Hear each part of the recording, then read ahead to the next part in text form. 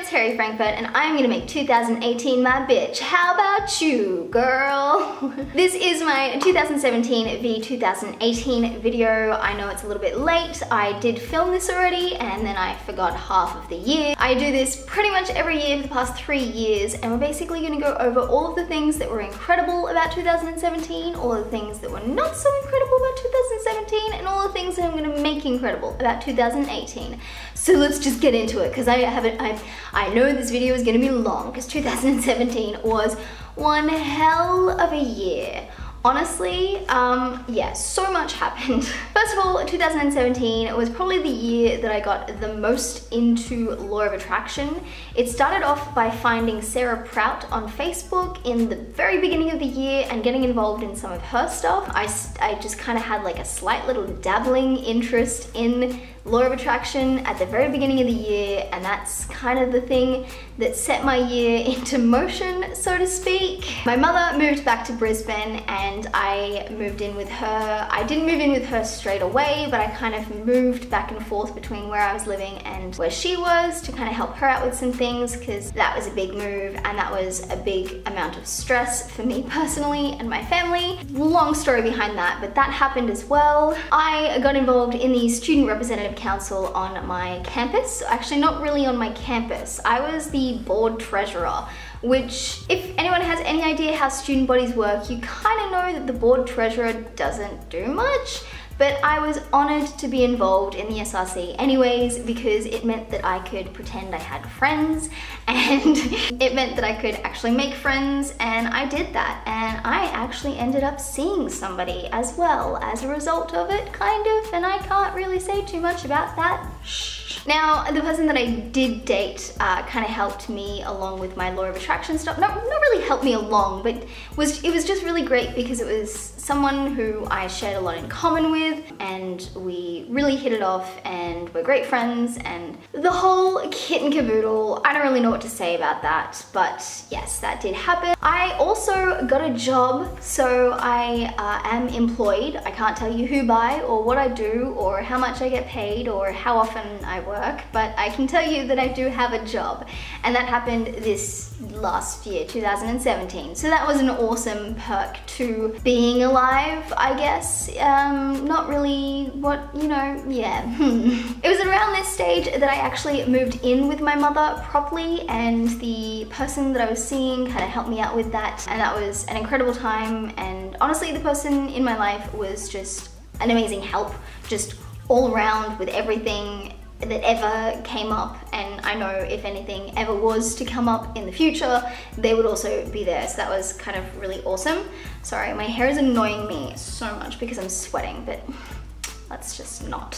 One of the things that my mum really loves is theatre, and there was actually 1984 playing live at the QPAC Theatre, and I love 1984 and my mum loves theatre, and I thought, what a great opportunity to go to that together. I mean, 1984 live, okay, was tremendous, absolutely fucking amazing. Love, love, love, love, love, love, love. So many questions. It just reminded me of all the questions that 1984 gives you when you're reading it. I never saw the movie, I actually read the book. Honestly, so thought-provoking, so incredibly, incredibly thought-provoking. I loved it, and my mum loved it because she hadn't actually seen or heard of 1984, and she loves theatre, and that was kind of fun because it was an experience that was different from your let's go to the movies type thing. I don't know, I think what I'm trying to kind of get at here is that my mum and I were kind of building a relationship, which was really nice. And with all the things that were going on in my life, because I obviously didn't have enough, I stopped taking my antidepressants, and this was kind of at the realization that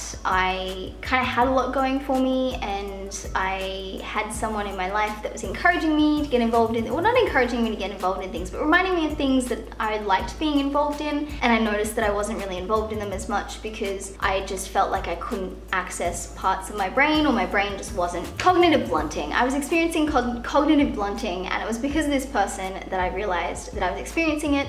So I stopped taking the antidepressants, and that was the most stress I've ever put my body under in my life. Also, I'm turning on the AC, I apologize. If you guys want to see the original antidepressant video, I will have that in a card, and also I'm going to do a follow-up because there's a lot of things that were symptoms that I didn't realize during the whole process that were, and just anyways, the point is, wowzers. Another thing that I started doing kind of on the plane of spiritual development and like social responsibility, I guess, I actually started volunteering at the hospital. This is something that honestly, as a kid, I used to want to volunteer in weird ways. Like even as a teenager, I used to be like, I'm gonna become a millionaire so that I can invite homeless people into my homes and then clean them and then give them clothes and a place to stay and then a job. Look, I don't know, I'm one of the things that I guess I'd lost during the medication or during some other element of my life was my charitable nature. So I wasn't taking my antidepressants and I was like, I'm gonna start volunteering. I didn't realize how stressful it would be and it didn't last very long, but I did start volunteering at the hospital and it did give me a lot of joy. I'll see how I go this year with other stressors, and then we'll see if I get back into volunteering for some other organization or something, because I really do just like,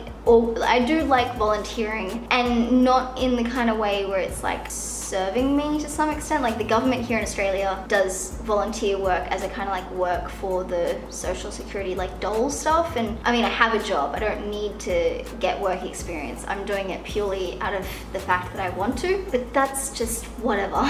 It was around this time that I started to kind of struggle with my mood, because it was the first time that I had been unmedicated in like 10 years. And I probably had the most stressors that I'd had. Maybe not. I had, you know, the living with mum thing. I had a breakup that I was dealing with. I had uni that I was dealing with.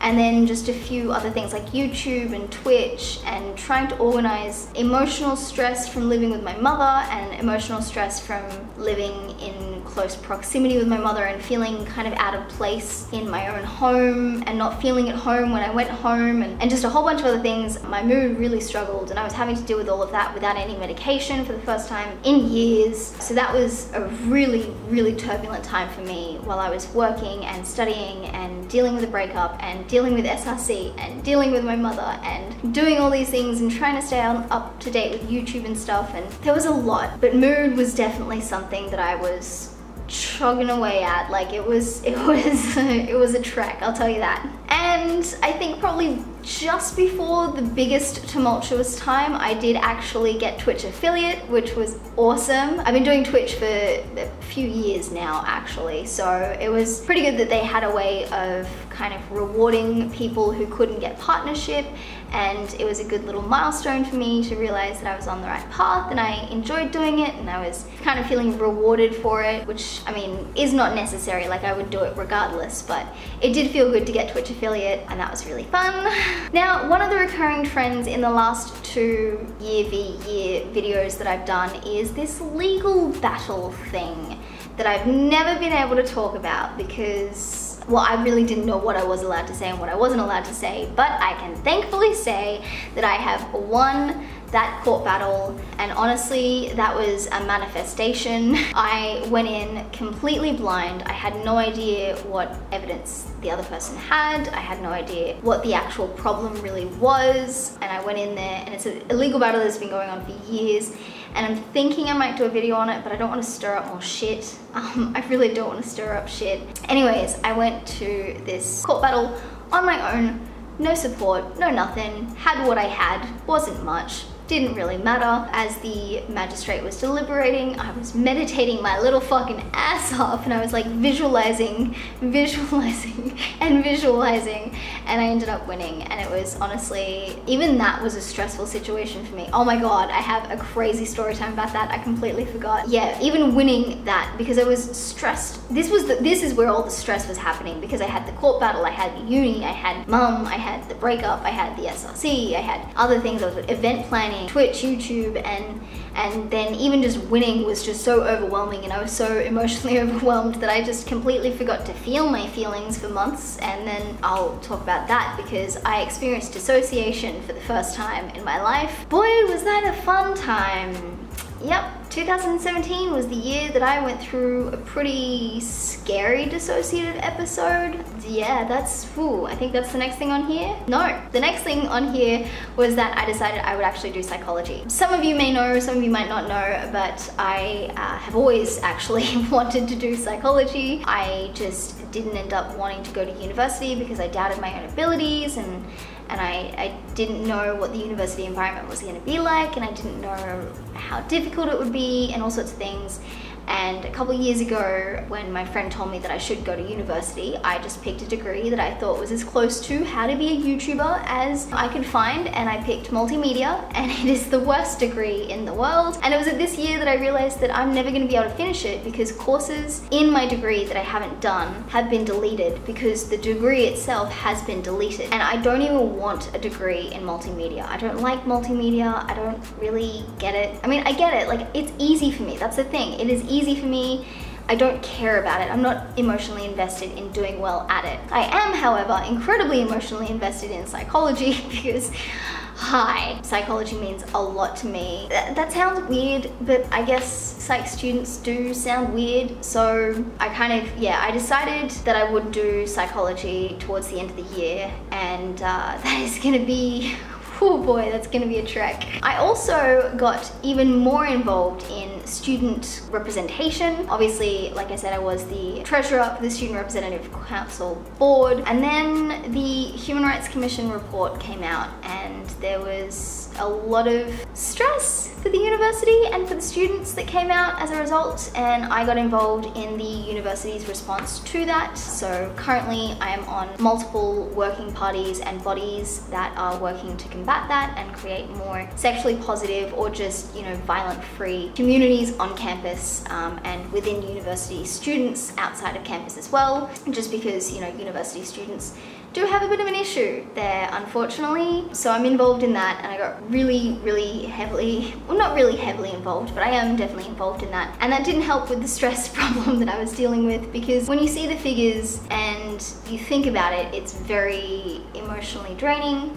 It is very stressful. It is kind of tough to hear about on a regular basis. But that was also another thing that really made me realize that I'm very interested in psych and in the way humans respond to these things and the kind of psychology that gets a person to do those things. So I digress. Yes, I'm involved in that. And one of the biggest things that came out of 2007, well, maybe not even the biggest thing, but one of the things that came out of 2017 that I'm most proud of is being able to go back to the gym. I think 2017 was the year that I started seeing my functional movement therapist, and I did his 6-week program, which is like really basic program to get you back into just basic movements. And I've been working every week to maintain good healthy movement and good healthy lifting techniques and, you know, functional things like that. And now I'm finally back at the gym, and that was something that I did at the end of 2017, and it feels really good to be back at the gym. I also managed to campaign to become president of my campus, which I was successful in. And I think towards the very end of the year, I was nominated as chairman of the board of the SRC as well. So now I am the chair of the meetings, which is something I'm gonna have to get really good at really quickly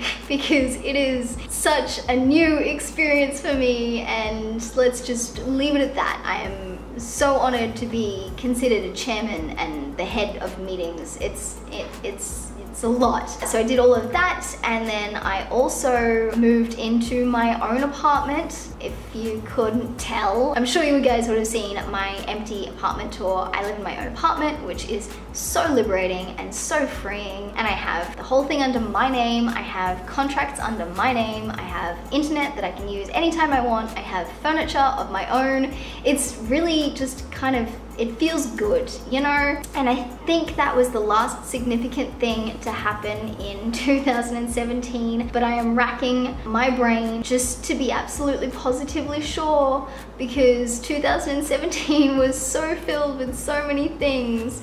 It was insane. In the hopes that I haven't forgotten anything from 2017, 2018 is going to be filled with more involvement on campus. I am continuing to stay involved in the student bodies for as long as I think I physically can, for this year anyways, and then I will move into psych in 2019, but that is long-term goals. 2018 will also see me getting more YouTube content up there. Obviously, if you couldn't tell, I am fucking working my little ass off. 2018 is going to be the year that I get partnership on Twitch Twitch and on YouTube as well. To be perfectly honest with you, I'm still so kind of overwhelmed with 2017 that I don't know what kind of goals or expectations to set of 2018. Obviously, I have fitness goals that I want to meet, and that's why I have my Beginner's Guide to the Gym series, because it is getting you guys involved in your fitness goals and also keeping me accountable to my fitness goals and actually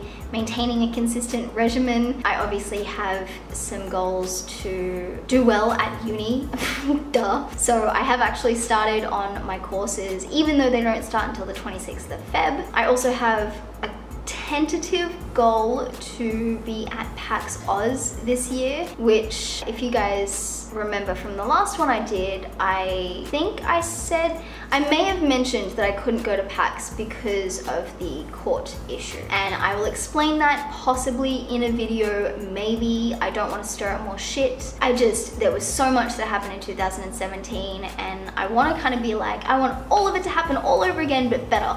But I don't really know, because I can see that it's continuing and it's great.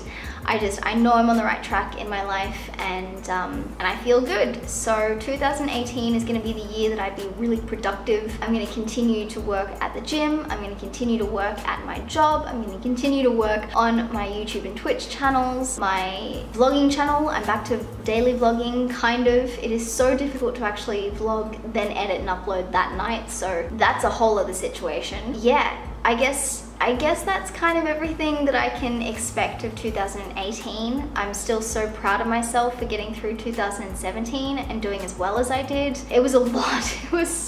And I'm sitting here and I'm still flabbergasted, and I can't really put into words what happened. And there's probably stuff that I missed out, and 2018 is gonna be even better, because 2017 was just a warm-up, baby. There's only more amazing, better things coming. So with that being said, if you guys want to let me know your 2017 v 2018 down below, let me know what the biggest highlights from your 2017 were, what you're gonna change, what you're gonna keep, what you're gonna do differently, that sort of stuff. I think I'm gonna continue everything, just do it a little bit better. You know, I'm not gonna be, what is it about that saying? Be you better. I don't know. There's some really neat saying. If I can remember it, I'll put it in. The only thing you want to change from the you were yesterday is to do that, but a little better. That's all I'm gonna do. I know this video was incredibly long. Thank you for watching it, and if you liked it, make sure you subscribe and let me know in the comments down below your 2017 v 2018, and you will see me in the next one. So make sure you are subscribed and got that little bell hit so that you get a notification. Otherwise, you can just click one of these boxes to watch it now. Okay, bye.